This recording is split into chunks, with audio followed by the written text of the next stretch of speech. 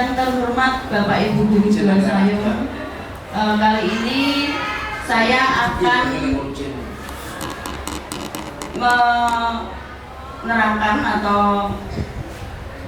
menerangkan ya tentang membangun budaya positif dengan disiplin positif.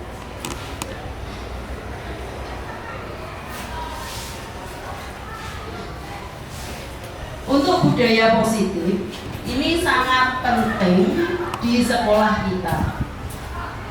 Ini setelah saya mengikuti pendidikan guru penggerak, saya semakin sadar adanya budaya positif yang harus kita terapkan di SMP Negeri 2 Sayung yang tercinta ini. Kemudian budaya positif itu bisa tercapai jika ada disiplin positif. Dan disiplin positif itu tidak seperti disiplin yang pernah kita bayangkan dari dulu. Ketika dulu itu bayangan saya untuk disiplin adalah semacam peraturan yang harus kita taati. Demikian ya Bapak Ibu. Kalau itu untuk pemikiran saya, bagaimana dengan pemikiran Bapak Ibu? Apakah sama dengan pemikiran saya? Sama ya. Bahwa disiplin positif itu adalah menerapkan peraturan, menegakkan peraturan agar segala peraturan yang ada di sekolah itu dapat tercapai dengan baik. Hal ini dilandasi dengan paradigma berpikir dari filosofi Ki Hajar Dewantara dengan semboyan Ki Hajar Dewantara, yaitu ing ngarsa sung tulodo ing madya mangun karsa tuturi handayani. Ini yang berarti di depan kita memberikan contoh kepada murid kita, kemudian di tengah kita itu memotivasi murid supaya menjadi karakter yang baik dan berperilaku berbudi pekerti yang baik. Kemudian tuturi handayani, di belakang kita mendorong anak supaya menjadi anak-anak yang berhasil dan tidak tersesat di kemudian hari. Masih yang tadi. Kemudian peran guru kita ini sebagai guru sesuai dengan filosofi Ki Hajar Dewantara, yaitu mendidik anak sesuai kodrat alam dan sesuai kodrat zaman. Itu artinya mendidik anak sesuai dengan kodrat zamannya dia sekarang itu, bahwa sekarang itu eranya era digital, era HP, dan kita harus mengikuti ini. Tapi bukan berarti anak-anak setiap saat, setiap waktu harus main HP, tidak. Tapi yang kita ambil adalah energi positif dari HP atau dari teknologi yang ada sekarang itu. Kemudian mendidik anak harus sesuai dengan bakat dan minatnya. Kita harus menyadari bahwa murid-murid kita itu adalah pribadi yang unik, yang punya kemampuan berbeda. Saya sadar betul itu bahwa di SMP Negeri 2 Sayung kita yang tercinta ini, kemampuan beragam dari murid-murid kita ini sangat luar biasa. Ya, tidak merata. Dulu sebelum ada Yunasi sekalipun kita sudah menerima hal itu. Jadi Bapak Ibu guru SMP Negeri 2 Sayung ini sangat hebat-hebat. Ya, sangat hebat dalam mengupeni murid kita yang dengan kemampuan beraneka ragam, dengan kondisi sosial ekonomi yang berbeda-beda. Dan kita juga sadar bahwa mereka itu punya kemampuan yang unik. Kemudian dari kemampuan yang berbeda-beda dan bakat minat yang luar biasa dari murid-murid kita ini harus kita pupuk, harus kita kembangkan. Murid itu memiliki pribadi yang unik ya, karakter yang berbeda itu harus kita pahami. Dan memang ini yang menjadi dasar kita dalam mendidik murid. Tidak hanya guru BK yang perlu tahu ini, tapi semua guru harus mengetahui filosofi dari Ki Hajar Dewantara ini. Ya, kita juga harus melakukan pembelajaran yang berpihak pada murid, yaitu pembelajaran yang menyenangkan sesuai dengan kondisi dan kemampuan dari murid-murid kita. Tidak perlu menggunakan IT yang terlalu berlebih, karena kita tahu kondisi sekolah kita yang demikian. harus kreatif menggunakan metode atau cara-cara yang menyenangkan sehingga murid-murid kita itu senang dengan apa yang kita kerjakan dan tertarik. Ya. Kemudian ini tentang perubahan paradigma stimulus kontrol. Ini teori dari Diana Gosen, Bapak Ibu Guru.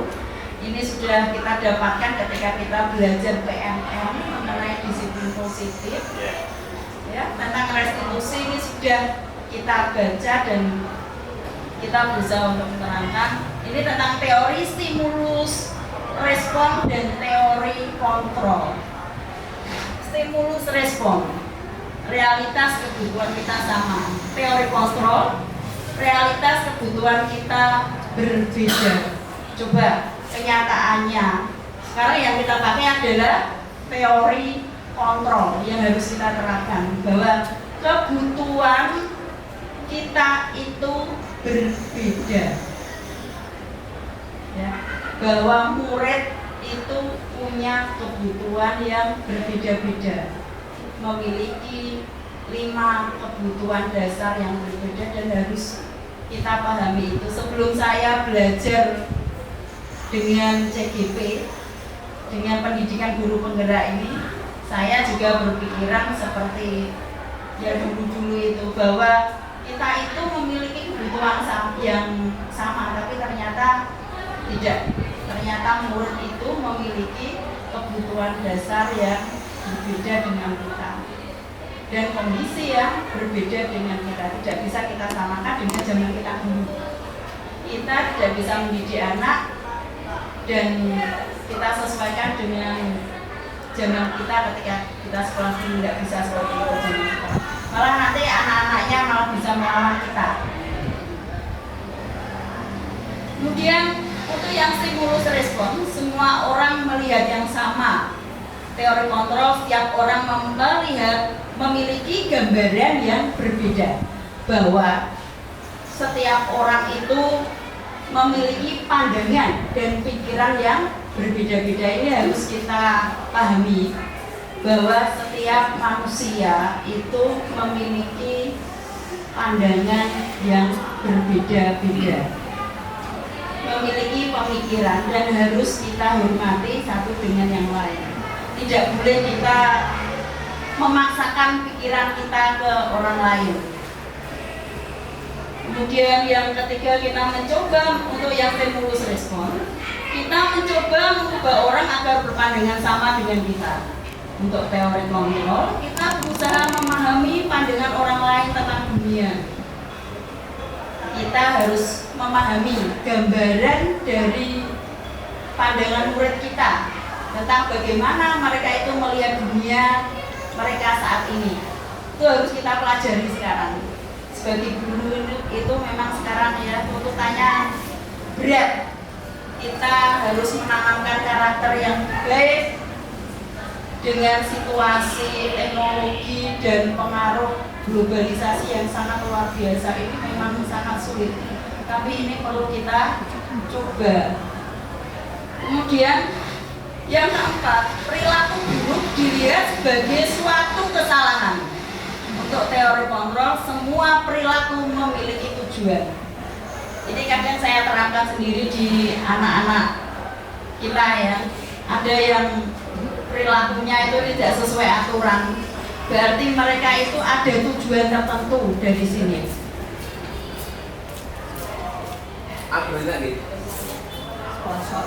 Kemudian yang kelima, orang lain bisa mengontrol saya. Untuk teori kontrol, hanya Anda yang bisa mengontrol diri Anda. Artinya untuk anak ya, untuk anak hanya anak yang bisa mengontrol anak itu sendiri. Anak itu memiliki pilihan-pilihan sendiri yang kita tidak bisa memaksakan pilihan mereka. Jadi mereka itu punya keinginan yang harus kita hormati, harus kita dorong supaya tidak tersesat ke hal-hal yang buruk. Itu saja. Guru itu hanya mengarahkan mereka, mendorong agar menjadi anak-anak yang baik, memiliki karakter yang baik, dan memiliki mengembangkan bakat minat dengan sempurna dan baik. Kemudian Berikutnya, saya bisa mengontrol orang lain. Untuk teori kontrol, Anda tidak bisa mengontrol orang lain. Artinya kita itu tidak bisa mengontrol anak kita. Kita hanya mendampingi mereka, mengarahkan mereka, mendorong mereka agar mereka itu menjadi pribadi yang baik dengan cara menyadarkan mereka supaya mereka itu tidak menjadi pribadi yang buruk. Kemudian pemaksaan ada pada saat bujukan gagal. Untuk teori kontrol, kolaborasi dan konsensus menciptakan pilihan-pilihan yang baru. Kolaborasi ini sangat penting. Sekarang adalah kerjasama yang terpenting. Tidak bisa kita individual.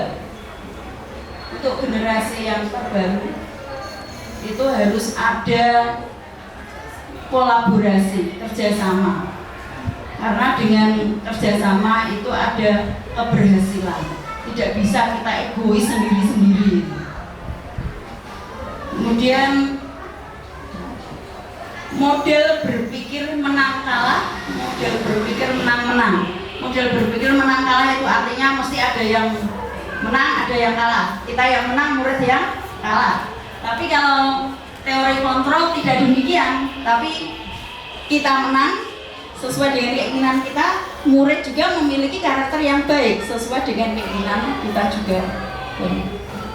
Bagaimana Bapak Ibu? Ada yang ditanyakan? Tidak ada ya? Lanjut kasus. Sesuai dengan yang akan kita bahas, yaitu mengenai disiplin positif. Disiplin positif itu tujuannya untuk menanamkan motivasi intrinsik. Motivasi intrinsik itu motivasi dari dalam pada murid-murid kita untuk menjadi orang yang mereka inginkan dan menghargai diri sendiri dengan nilai-nilai yang mereka percaya. Menanamkan motivasi intrinsik. Motivasi itu ada motivasi ekstrinsik dan intrinsik. Kalau kita membuat peraturan, memberikan hukuman, itu namanya motivasi ekstrinsik. Ekstrinsik. Karena mereka takut dengan sesuatu, takut dengan ketidaknyamanan, itu berarti motivasi ekstrinsik. Itu nanti akan cepat hilang. Setelah kita pergi, mereka ngedik-ngedik kita lagi. Itu biasanya begitu. Dan ini memang pengalaman kita selama bertahun-tahun begitu. Kemudian disiplin diri akan mempelajari bagaimana cara kita mengontrol diri dan bagaimana menguasai diri untuk memilih tindakan yang mengacu pada nilai-nilai yang kita hargai agar tercapai tujuan mulia yang diinginkan, bisa bertanggung jawab terhadap apa yang dilakukannya karena mereka mendasarkan tindakan mereka pada nilai-nilai kebajikan universal. Jadi kita arahnya ke disiplin, kedisiplinan diri. Ya. Kita bangkitkan motivasi, kembali ke motivasi intrinsik. Kita bangkitkan motivasi intrinsik. Kalau motivasi intrinsik itu sudah bangkit, anak-anak akan sadar bahwa perilaku mereka itu tidak benar dan harus diperbaiki. Dan itu akan berlangsung seumur hidupnya dia. Ya, kalau hanya motivasi intrinsik memberi hukuman, mereka hanya takut dengan ketidaknyamanan. Kita pergi, mereka kembali semula. Demikian juga dengan penghargaan dan reward ya. Reward itu juga sama. Kita hanya mengiming-imingi mereka dengan hadiah. Itu juga tidak akan bertahan lama. Karena kalau tidak ada hadiah, mereka akan berubah lagi menjadi buruk lagi.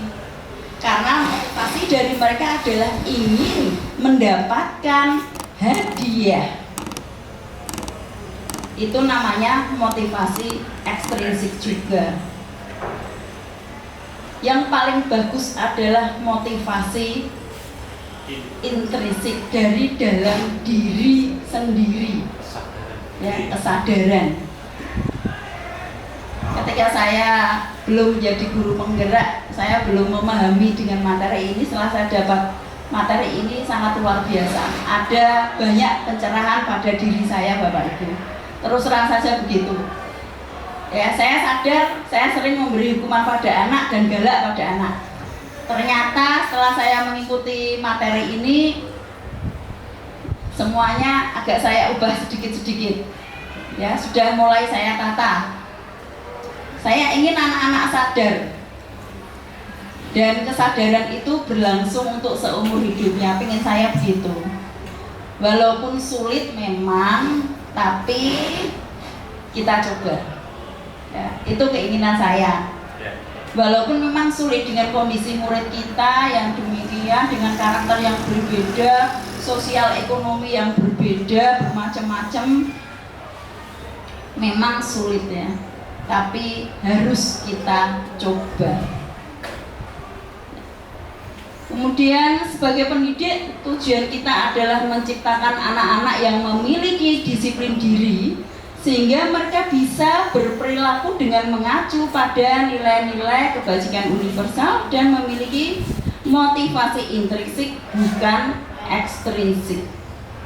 Kita menginginkan anak-anak kita itu memiliki disiplin diri, disiplin yang baik, yang muncul dari dalam tubuhnya sendiri, dari dalam dirinya sendiri.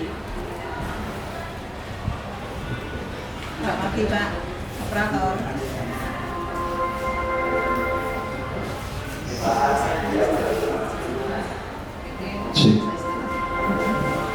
Cek.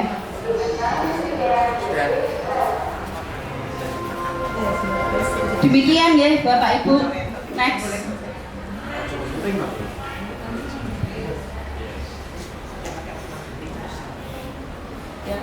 Masih tentang disiplin positif, karena bahasan kita adalah disiplin positif yang mendasari budaya positif di sekolah kita. Dalam rangka menciptakan lingkungan positif, salah satu strategi yang perlu kita tinjau adalah penerapan disiplin di sekolah kita. Apakah kita banyak menerapkan hukuman atau kita menerapkan disiplin positif di sekolah kita? Ini kita tinjau kembali. Ya, dan perlu kita benahi, kita tata bahwa disiplin yang baik adalah disiplin positif. Hukuman itu bukannya tidak boleh Bapak Ibu, tapi itu langkah terakhir. Langkah terakhir. Boleh. Masih boleh, cuma langkah terakhir. Ya, mentok sengliane kok ora iso, berarti ya baru itu kita pakai. Ya, sangat darurat. Disiplin sering dihubungkan dengan kata hukuman. Ini juga ada dalam pikiran saya sebelum saya itu belajar tentang pendidikan guru penggerak.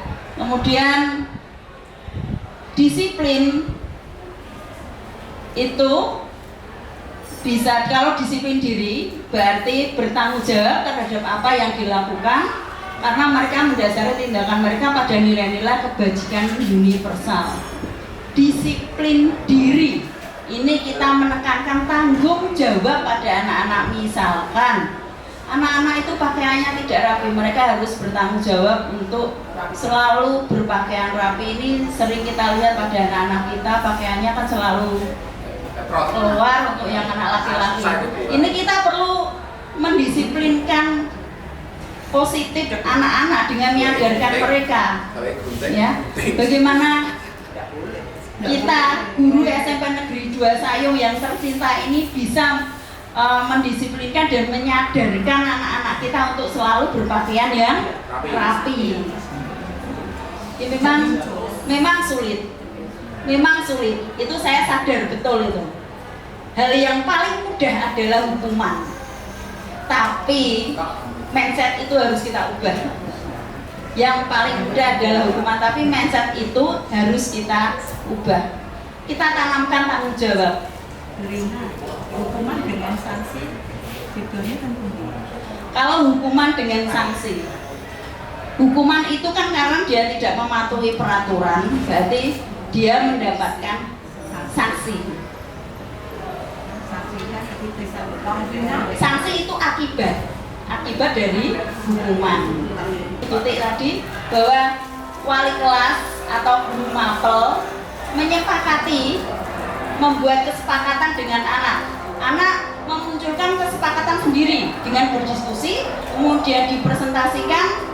Dengan seperti itu mereka buat sendiri loh keyakinannya. Kalau keyakinannya dibuat sendiri ya harus ditaati sendiri.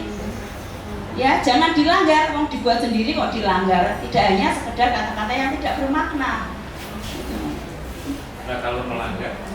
Kalau melanggar kita sadarkan, jangan dihukum. Kita sadarkan, kita diingatkan ya, betul. Diusik kesadarannya.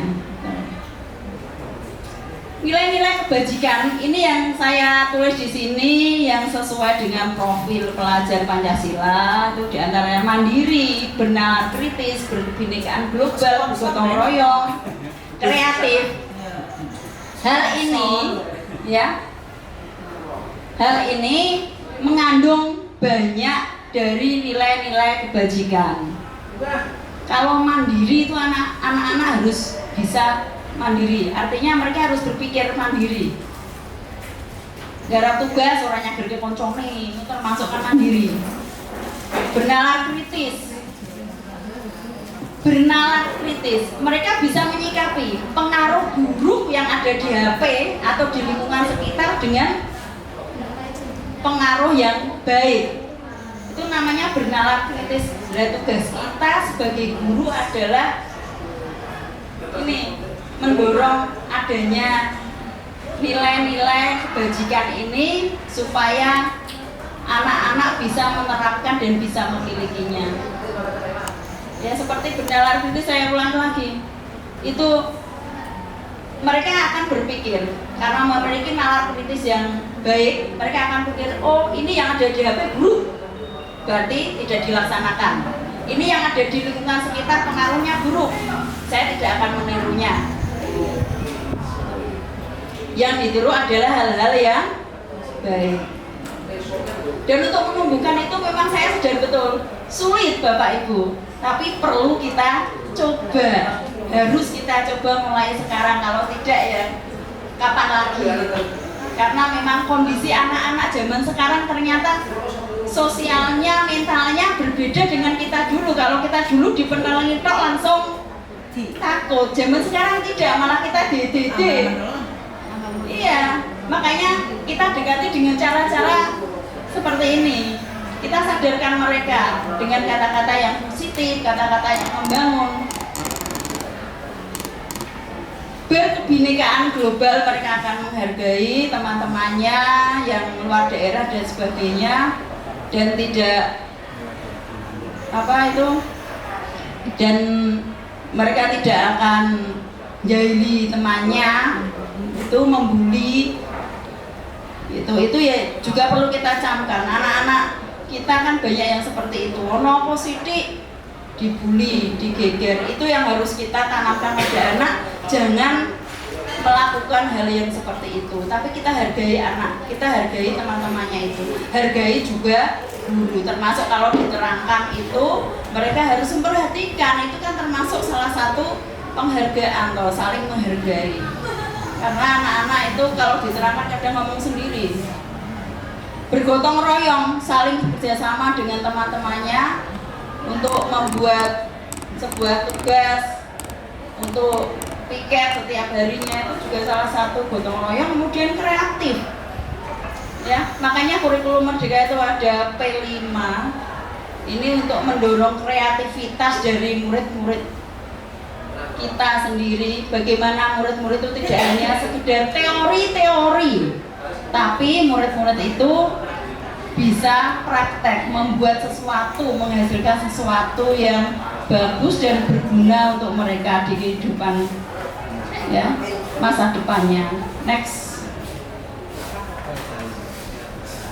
Ini ada 3 teori motivasi. Tidak hanya guru BK yang perlu tahu ini, tapi kita semua. Gini, monggo Bu Tuti.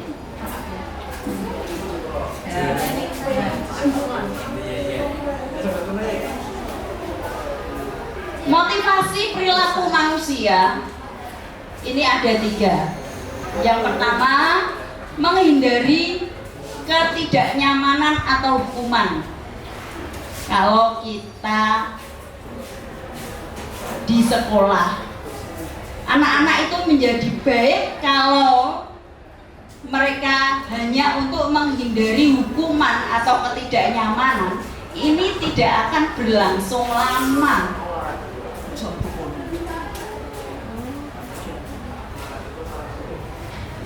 Artinya tidak awet, karena ini termasuk motivasi ekstrinsik tadi.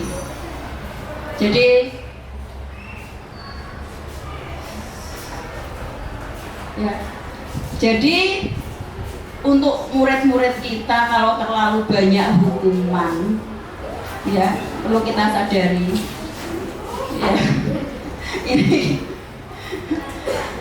ini perlu kita perhatikan lagi. Kita tinjau ulang hukuman-hukuman yang kita berikan pada anak-anak itu. Karena apa? Mereka melakukan itu mungkin mereka ingin memenuhi kebutuhan dasarnya. Kebutuhan dasar manusia itu nanti ada 5, Bapak Ibu. Itu nanti akan saya terangkan satu persatu. Kemudian untuk yang kedua, untuk mendapatkan imbalan atau penghargaan dari orang lain. Motivasi untuk mendapatkan imbalan itu juga tidak akan bertahan lama. Contohnya, jika anak-anak yang jika ingin mendapat nilai baik, ya, akan saya beri hadiah, misalkan buku 1 kotak. Mereka akan berlomba-lomba belajar, tapi setelah tidak ada hadiah buku, mereka malas, tidak ada buku nih, dan ini juga tidak baik. Yang perlu kita tanamkan pada anak-anak adalah motivasi yang ketiga, yaitu motivasi untuk menjadi, yaitu motivasi intrinsik. Kemudian untuk menjadi orang yang mereka inginkan atau menghargai diri sendiri dengan nilai-nilai yang mereka percaya. Ini motivasi yang ketiga, menjadi orang yang punya nilai untuk menghargai diri sendiri. Motivasi untuk diri sendiri ini akan bertahan sampai anak-anak itu dewasa, bahkan tua. Karena mereka punya nilai. Contoh yang mereka sadar bahwa buang sampah sembarangan itu buruk, itu sadar. Sampai tua pun dia tidak akan buang sampah sembarangan. Tapi kalau begini, jika tidak membuang sampah di tempatnya akan didenda Rp1.000. Mereka takutnya saat itu juga besok kalau tidak ada orang di situ, ya membuang sampahnya sembarangan lagi. Ya, makanya untuk peraturan yang kita buat, kita tinjau ulang kembali, apakah itu sudah memberikan kesadaran pada murid-murid kita atau belum. Ini memang sulit ya, tapi memang harus kita coba mulai sekarang. Kapan lagi kita mau mencoba? Next. Ini ada 5 kebutuhan dasar manusia, yaitu kebutuhan untuk bertahan hidup, kebutuhan akan penguasaan, kebutuhan akan kasih sayang dan rasa diterima, kebutuhan akan kesenangan, dan kebutuhan akan kebebasan. Kebutuhan dasar manusia itu ada 5, yaitu bertahan hidup, kebutuhan akan penguasaan, kebutuhan akan kasih sayang dan rasa diterima, kebutuhan akan kesenangan, dan kebutuhan akan kebebasan. Ini 5 kebutuhan dasar yang perlu kita pahami dalam mendidik murid-murid kita, Bapak Ibu. Murid-murid kita itu memiliki kebutuhan dasar yang harus mereka penuhi. Kalau ada yang tidak terpenuhi, mereka akan melakukan hal-hal, bisa hal-hal yang negatif untuk memenuhi kebutuhan dasar itu. Next, Pak Sis. Kemudian bagaimanakah cara menerapkan disiplin positif? Ini juga sudah kita dapatkan di PMM, yaitu dengan menggunakan cara restitusi. Restitusi itu adalah cara untuk menanamkan disiplin positif pada murid, dan restitusi merupakan proses untuk menciptakan kondisi bagi murid untuk memperbaiki kesalahan mereka agar mereka kembali pada kelompoknya. Ini dari Diana Gosen 2004. Kemudian restitusi itu memiliki tujuan positif agar murid itu memiliki karakter yang bertanggung jawab, dengan perilaku yang baik, menghindari ketidaknyamanan, dan menghargai nilai-nilai kebajikan yang mereka percayai. Kemudian untuk ciri-ciri restitusi itu bukan untuk menebus kesalahan, tapi untuk memperbaiki kesalahan. Restitusi untuk memperbaiki hubungan yang buruk. Kemudian restitusi adalah tawaran atau pilihan, bukan paksaan. Restitusi untuk menuntun, melihat di dalam diri. Restitusi mencari kebutuhan dasar yang mendasari tindakan. Restitusi diri adalah cara yang paling baik. Restitusi fokus pada pembentukan karakter. Restitusi menguatkan dan fokus pada solusi dalam mencari dalam sebuah permasalahan. Kemudian restitusi mengembalikan murid yang berbuat salah pada kelompoknya. Ini yang perlu kita pahami betul adalah kita harus memahami 5 kebutuhan dasar dari murid kita, bahwa murid-murid kita itu melakukan sebuah perbuatan itu untuk memenuhi kebutuhan dasarnya, dan kita harus mengarahkan itu. Next, restitusi dan 5 posisi kontrol kita dalam mengajar dan mendidik murid. Ada 5 posisi kontrol. Ini yang perlu kita camkan, yaitu 1, sebagai penghukum. Ini yang sering kita lakukan Bapak Ibu dan harus kita benahi, ya, harus kita benahi. Jangan terlalu sering menggunakan pola penghukum. Kemudian yang kedua adalah membuat rasa bersalah. Biasanya kalau guru yang suka membuat rasa bersalah ini dengan suara yang halus, pelan, tapi menohor dalam hati, sehingga anak akan merasa sangat bersalah dan merasa minder. Akhirnya seperti itu. Ini sebagai teman, posisi kontrol sebagai teman. Kita seperti care, membuat murid kita itu seperti teman kita. Tapi ini jangan terlalu sering-sering. Ya, betul sekali Pak Hugo. Ya, anak benar sekali. Anak-anak menjadi lunja. Next, posisi sebagai pemantau, pengawas. Ini Bapak Ibu guru yang sering menjadi pengawas. Ya, ini juga perlu diperhatikan. Dan posisi yang paling bagus adalah sebagai manajer. Ini yang paling bagus. Manajer itu gimana? Pengawas itu siapa Mas itu? Pemantau, berarti mengawasi. Dari luar atau dari kita? Bukan, dari guru. Guru itu berperan mengawasi murid. Ya. Misalkan anak-anak itu tidak membuat PR. Ayo, kamu kan sekarang tidak membuat PR. Berarti sekarang juga harus selesai, saya tunggu. Nah, itu namanya pemantau. Aju. Itu sering kita lakukan juga. Ini betul. Betul. Ini sering kita lakukan juga ini.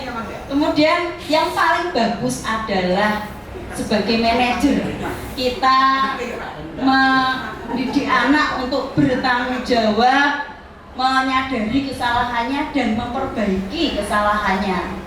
Ini juga sulit kita lakukan, tapi kita harus mencoba. Itu tekad saya dan tekad kita semua.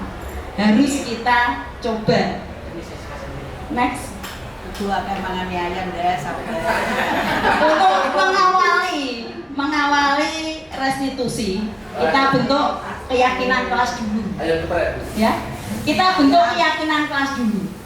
Keyakinan kelas itu semacam kesepakatan kelas yang dibentuk oleh murid, didiskusikan, guru juga berperan. Dari sini kemudian kita terbentuk sebuah kesepakatan kelas.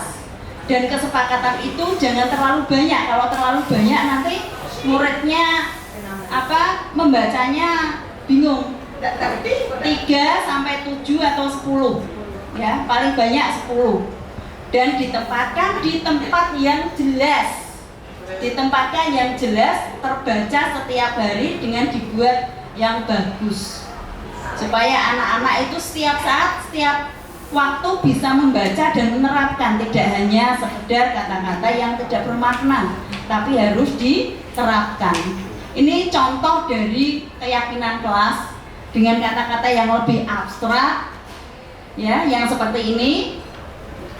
Ada juga kesepakatan kelas yang contohnya itu sudah dibuat poster ya, ada 5. Kata-katanya tidak boleh yang negatif. Misalkan tidak boleh datang terlambat, itu namanya kata-kata negatif. Harus kata-kata yang positif. Ya. Dengan kata-kata yang positif, kita main kata-kata saja. Hadir tepat waktu itu kan positif. Ada sanksinya ada Bu seperti itu Bu? Kita sadarkan anak, kita hindari hukuman. Tapi kita sadarkan anak supaya dia melaksanakan keyakinan yang sudah dibuat. Mau dia buat keyakinan kelas sendiri berarti harus sudah disepakati bersama, berarti harus dilaksanakan. Tidak hanya sekedar kata-kata yang tidak bermakna, tapi harus dilaksanakan. Next.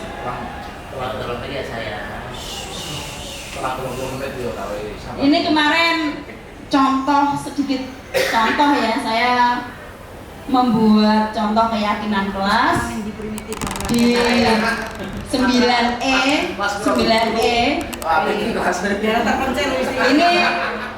Ini anak-anaknya berdiskusi tentang keyakinan kelas, kemudian dia presentasi. Ini pakai 9E, pakai sedang berdiskusi dengan kelompoknya ini, dan sudah terbentuk 10 kesepakatan kelas di 9E. Walaupun kondisinya sangat sederhana, tapi kita yakin kita bisa. SMP Negeri 2 Sayur bisa. Mas itu ya waktu sampai primitif ya. Next. Iya. Boleh. Ya boleh. Saya kan juga setiap pelajaran ada kesepakatan pelajaran. Iya. Ada buku, ada konsekuensinya sendiri itu saya kasih buku, ada bukunya sendiri. Tanda tangan ketua kelas langsung setuju enggak, semuanya setuju. Jadi misalkan kalau ada anak misalkan dari buku kakak, dia kan kesepakatan nggak suruh maju seperti itu boleh dong? Boleh, dan itu sebaiknya jenengan tulis di tembok supaya terlihat dengan jelas dan terbaca. Tidak hanya sekedar itu kan sama saya ngomong ya. Tidak apa-apa ya. Permapel buat kesepakatan sendiri boleh, akan lebih baik begitu. Biasanya ini wali kelasnya yang berperan ya. Pak Buku, lakon macuki berarti apa hukuman? Hukuman atau hukuman? Itu Kalau suruh berdiri hukuman. Misalkan yang belum misalkan kemarin kan nah itu Coba itu masih sebagai pemantau posisi kontrol kita. Hendaknya diperbaiki menjadi posisi manajer. Jangan dian aku mau nengok TV. Ini penanganan kasus dengan menggunakan segitiga restitusi. Ya, segitiga restitusi. Yang pertama, menstabilkan identitas. Untuk menstabilkan identitas itu, ya, seorang guru harus bisa. Ini ada pertanyaan di bawahnya. Setiap orang pasti pernah melakukan kesalahan. Kamu bukan satu-satunya yang pernah melakukan ini. Ini untuk menstabilkan identitas supaya anak itu tidak merasa minder. Oh, aku ini tidak tertib, saya tidak minder. Jadi dibuat kata-kata yang bagus seperti di bawahnya itu. Kemudian validasi tindakan yang salah. Ini urutan kedua. Validasi tindakan yang salah. Kamu tentu punya alasan mengapa melakukan itu. Seorang anak melakukan pelanggaran itu pasti ada alasannya. Kemudian adakah cara yang lebih efektif untuk mendapatkan apa yang kamu butuhkan? Ini tentang solusi. Bagaimana anak-anak itu mengatasi permasalahan. Iya. Kemudian keyakinan kelas apa yang telah kita sepakati? Menanyakan keyakinan. Sebelum ada segitiga restitusi itu kita sudah membuat keyakinan kelas dulu. Kemudian ada anak yang melanggar. Cara mengatasinya dengan menggunakan segitiga restitusi dengan posisi sebagai manajer itu yang paling bagus, jangan sebagai penghukum. Kemudian kita tanyakan juga keyakinan kelas yang sudah disepakati. Kemudian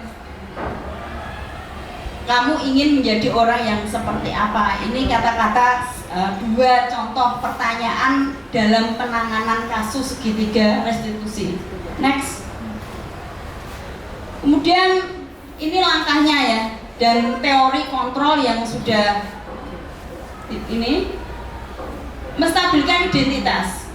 Kita untuk teori kontrolnya adalah kita semua akan melakukan hal yang terbaik yang bisa kita lakukan, bahwa seorang anak bisa melakukan yang terbaik, bahwa kamu bisa, itu sebuah kata-kata positif yang sangat bagus. Kemudian validasi tindakan yang salah. Semua perilaku memiliki alasan. Kita harus sadar bahwa anak-anak berbuat melanggar peraturan pasti ada alasannya. Coba nanti kalau ada anak-anak yang tidak tertib bajunya, kita tanya alasanmu apa, ya. Kemudian menanyakan keyakinan. Kita semua memiliki motivasi internal dari dalam lubuk hati yang paling dalam. Mestinya anak-anak itu punya motivasi internal, tidak mungkin tidak. Pasti mereka ingin menjadi orang yang sukses dan berhasil. Itu yang harus kita gali sebagai guru era sekarang.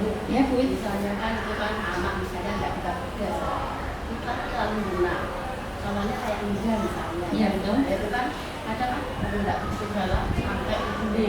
Besok lagi makan dari yang sama itu bagaimana? Itu memang tugas kita sebagai guru, PR kita. Kalau kita buat dengan cara hukuman pun dia tidak akan mengerjakan PR. Coba kita secara pelan-pelan kita dekati secara pribadi supaya dia itu mau mengerjakan tugas dengan baik. Kita coba, kita yakin kita bisa. Next. Ini foto-foto kemarin. Ini Rizky kelas 9C. Rizky telat. Kemudian saya tangani, kemudian yang sebelahnya itu anak yang tidak mau nyapu, tidak mau piket. Next. Ini video. Ini contoh segitiga restitusi. Ini kasus anak datang terlambat. Ini kemarin saya buat video, Aisyah datang terlambat. Kemudian Aisyah saya panggil. Aisyah, kamu kan tahu ini masuknya jam berapa? Dia jawab jam 7. Berarti kamu datang terlambat. Benar, Bu, maaf gitu. Saya pengen tahu, itu namanya menstabilkan identitas tadi ya, bahwa kamu datang terlambat. Kemudian tidak apa-apa kamu datang terlambat, tapi jangan diulangi lagi. Itu namanya menstabilkan identitas supaya anaknya tidak minder. Kemudian saya tanya lagi, apa alasanmu datang terlambat? Dia alasannya rumahnya jauh, genuk, macet, banjir. Oke. Nah, caranya bagaimana kamu mengatasi supaya kamu besok tidak datang telat lagi? Dia ngomong lagi bahwa saya akan bangun lebih pagi dan berangkat lebih awal. Bagus sekali. Saya tidak ingin terulang, saya ngomong gitu, saya tidak ingin terulang dan kamu harus benar-benar melaksanakan yang kamu omongkan tadi. Ya, itu yang saya omongkan dengan Aisyah ini.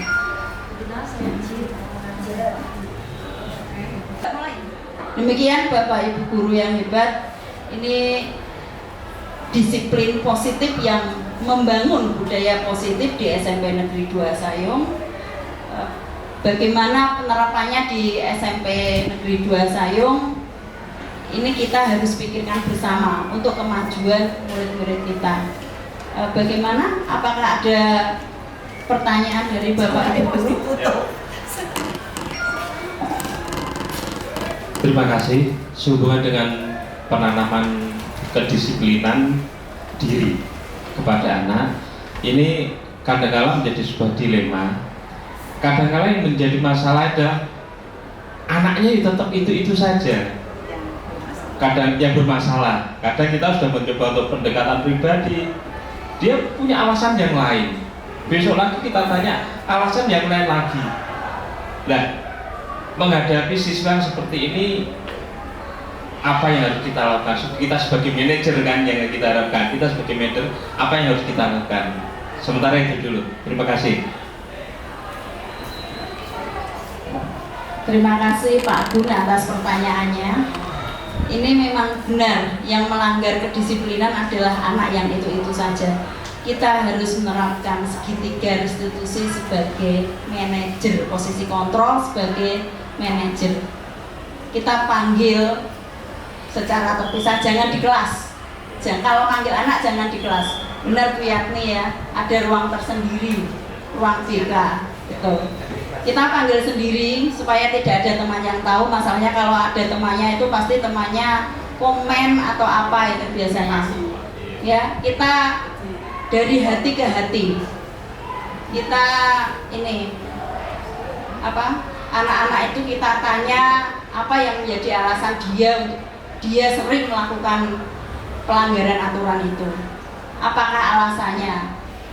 Ini kita kembali ke kebutuhan dasar tadi. Apakah alasannya dia ingin sebagai kesenangan atau memang karena kebutuhan hidup untuk makan? Kan anak-anak sini banyak yang belum sarapan, berarti dia untuk kebutuhan dasar yang pertama tadi, untuk bertahan hidup. Ada juga yang karena untuk kesenangan, ada juga yang untuk kekuasaan, atau ada yang kurang kasih sayang. Ini saya sadari betul. Murid-murid kita itu banyak yang seperti ini kondisinya. Makanya harus ada dari hati ke hati.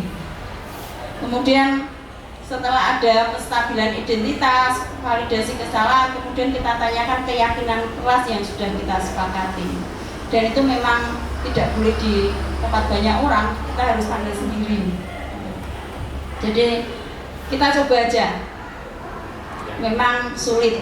Anak yang tidak teratur itu memang hanya itu saja, tapi kita coba. Ini PR kita sebagai guru SMP Negeri 2 Sayong untuk membentuk karakter dari murid-murid kita ini menjadi karakter-karakter anak yang hebat. Demikian Pak Gun.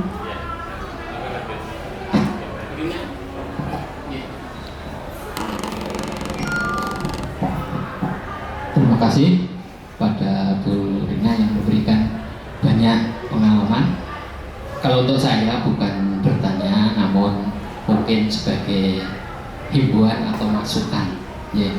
Jadi pengalaman yang kita lihat pada pagi hari kita pembiasaan 3S.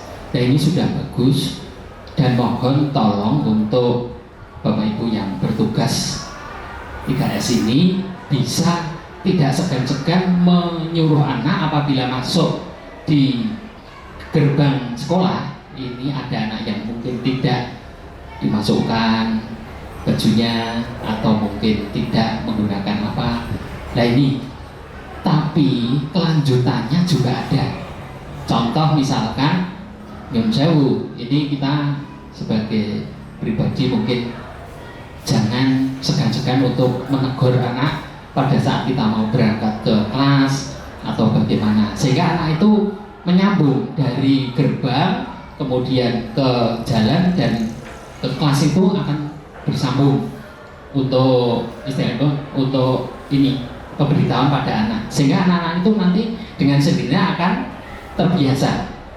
Karena apa? Kalau yang di gerbang saja nanti di lapangan di kelas dibiarkan ya sudah, akhirnya karakter anak nanti tidak berkelanjutan. Oleh karena itu kami mohon juga kepada Bapak Ibu guru mungkin melalui briefing pagi dan lain sebagainya tidak segan-segan untuk mengingatkan pada siswa bahwa kedisiplinan itu melalui kebiasaan sehari-hari. Contohnya baju dimasukkan, terus penggunaan sepatu dan lain sebagainya, sehingga anak dengan sendirinya akan risih dan dia akan sadar, oh aku mau ketemu Pak Iki, Bu Iki, nanti akan diingatkan. Nah seperti itu mungkin masukan dari saya, sehingga jangan sampai sekolah yang sudah terbangun bagus ini dikotori dengan anak yang demikian. Seperti kemarin ada laporan kelas 9B, ya sudah saya tidak lanjuti. Ini saya belum masuk lagi, tapi anaknya saya panggil dari hati ke hati, tidak harus di dalam kelas atau mungkin di tempat yang sepi dan lain sebagainya saja, ngomong kasusnya apa kok kamu seperti ini, sehingga semua permasalahan ini diharapkan akan bisa terpecahkan. Demikian Bu Rina mungkin sebagai himbauan atau masukan. Terima kasih. Terima kasih Pak Wid atas masukannya. Untuk pembiasaan yang ada di sekolah kita ini memang sudah luar biasa. Itu pembentukan karakter yang sudah kita laksanakan sehari-hari, dan memang harus ada komitmen dari Bapak Ibu Guru SMP Negeri 2 Sayung bahwa pembiasaan yang baik itu tidak hanya di pagi hari saja, tapi selama dia berada di sekolah hal itu harus dilaksanakan. Ya, ini memang perlu kita laksanakan, kita sepakati dulu antara Bapak Ibu Guru, sehingga nanti untuk penerapan dengan anak-anak itu akan menjadi lebih baik dan akan terbentuk budaya positif yang ada di sekolah SMP Negeri 2 Sayung. Karena budaya positif itu adalah dasar pembentukan karakter dari murid-murid SMP Negeri 2 Sayung. Ya, demikian. Masih ada Bapak Ibu? Ya. Terima kasih apa tadi yang dikatakan oleh Pak Wid. Kalau anak-anak masuk dari gerbang itu sudah banyak Bapak Ibu yang di sana. Ada anak yang hemnya dimasukkan, sepatunya kadang-kadang tali tidak benar dan sebagainya, Bu. Itu diingatkan setiap hari. Tetapi setelah anak itu jalan menuju kelas, kadang-kadang anak-anak itu hemnya dikeluarkan. Jadi saya punya kepingin kita semua bareng-bareng, ya. Setiap Bapak Ibu guru mengajar di kelas ya, semuanya aja itu masuk para beda ya, anak semua disuruh berdiri. Yang belum dimasukkan tolong dimasukkan. Dasar nanti kalau jamnya sudah habis, otomatis kan ganti Bapak Ibu guru. Bapak Ibu guru selanjutnya sama, ya, menyuruh anak semuanya disiapkan berdiri. Kalau setiap hari seperti ini jam 1 sampai jam 8, insya Allah anak-anak itu sudah terbiasa ya, tapi enggak langsung ya bertahap. Lama-lama nanti insya Allah anak-anak itu nanti dengan sendirinya akan memasukkan terus seperti itu, Bu. Saya kepikirnya seperti itu. Ya mudah-mudahan nanti dicoba ya Bu ya, sama-sama. Sekian dulu, wassalamualaikum. Memang untuk membentuk budaya positif di sekolah itu kita perlu kolaborasi dari semua Bapak Ibu guru, termasuk warga sekolah semua ya, berarti pemangku kepentingan, kepala sekolah, Bapak Ibu guru, orang tua dan komite itu juga berperan di sini supaya anak-anak itu dapat memiliki keyakinan yang hebat, memiliki karakter yang hebat.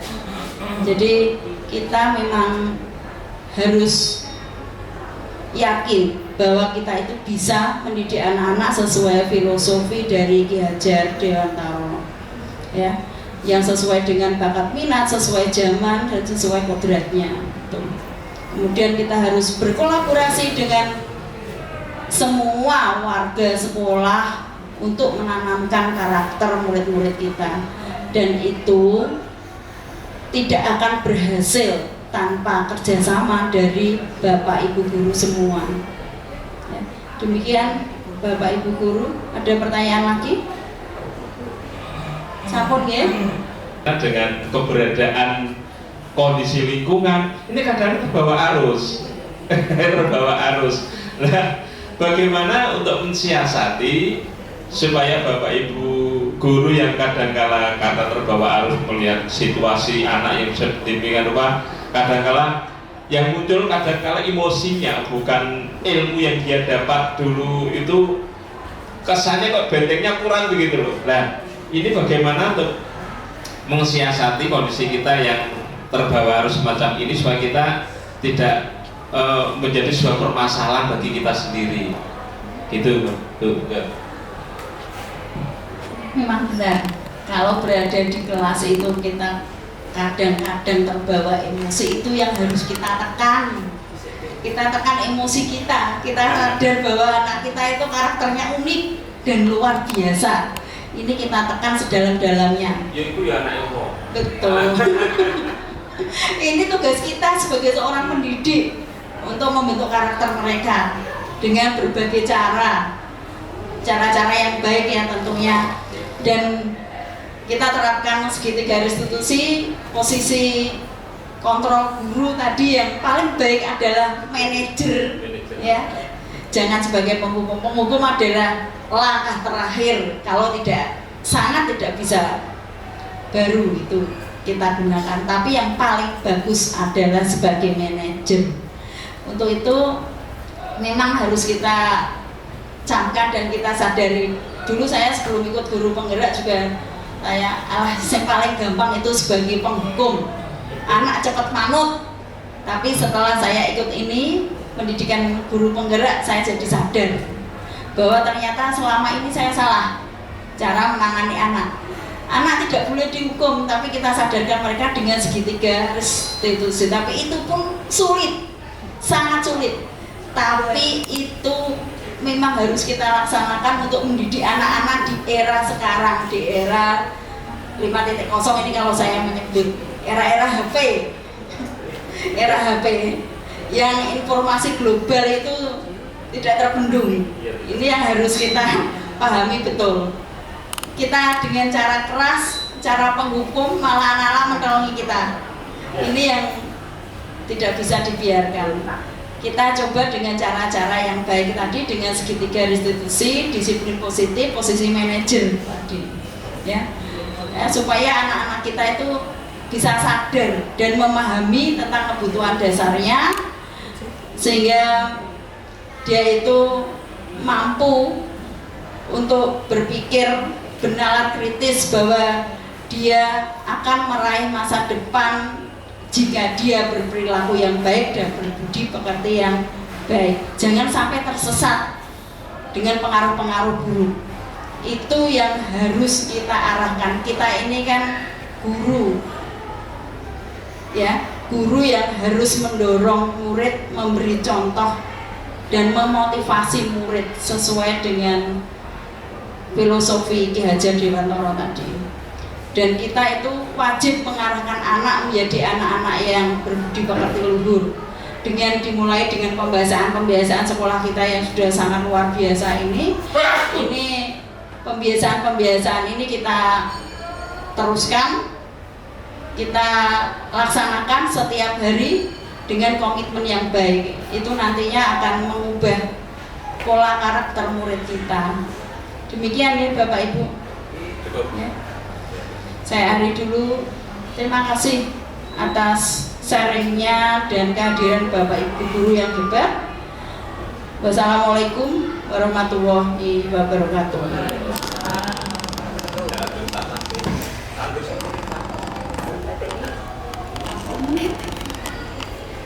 Pas ya.